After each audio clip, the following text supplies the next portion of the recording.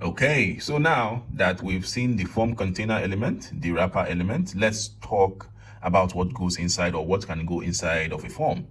The most common element, the most common form control, though there are some others we'll cover, is the input element. So the input element is extremely versatile. We can use it to make 20 plus different inputs.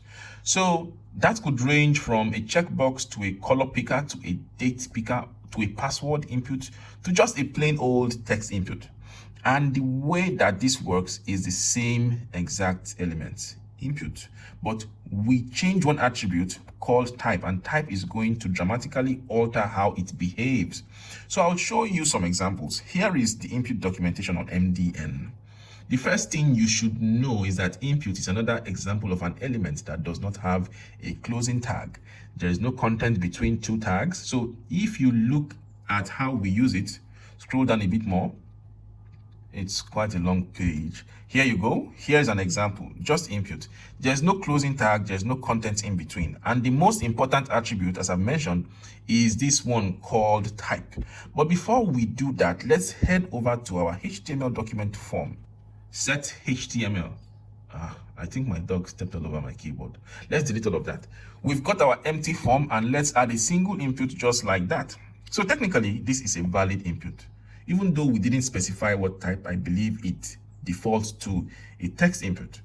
As you can see here, I've got a text input, and that's part of my form. Now, what I'm actually going to do is specify type equals text. It's a lot clearer what we're working with. We won't really notice a difference at all.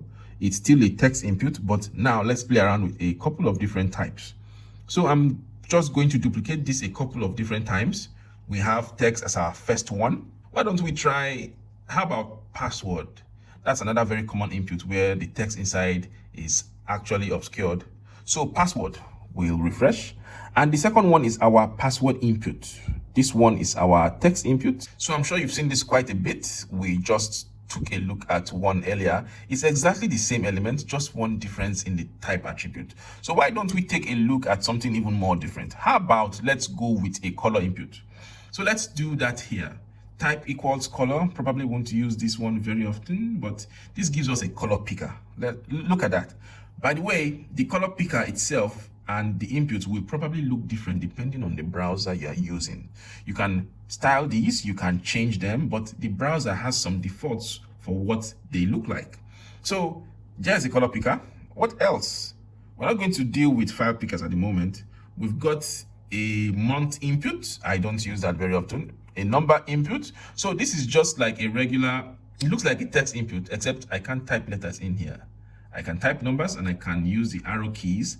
I'm hitting up and down arrow to increment and decrement my number, and I can click on this right there, do the same thing.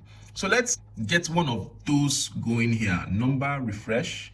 There's our number inputs. And let's also do, how about time? You can do that. It's a time picker. You can also type the time in there yourself. We've got a week input. I don't think I've ever used that in my life, and we'll come back and talk about some of these other ones, like a radio and a range and a checkbox. Not that they are odd in a bad way, they're just different. I'm going to cover those in a separate video. I'll group them together. So that's the basic idea of input. Very versatile. I mean, 4 pretty different types of inputs already, and that's just a small subset of them. But there are other attributes aside from this type attribute that we should cover. And one of the most important is something called placeholder. Placeholder is an attribute that will specify the placeholder text for an input, which is the text that shows up before we've typed anything or while it's empty. So for my text input, what is this input supposed to be? Let's say it's a username. I want you to type your username, and I'll refresh and we see username. But then as soon as I type, my content wins. We don't see the placeholder, so it's just a placeholder. Now it doesn't work for every single input. For example, a color input. I don't think you can add a placeholder on a password input. It is helpful just to specify this is password, or you can do something like enter your password. It just shows up there until you start typing, and we've got a number input, same thing. Placeholder equals enter a number. And there you go.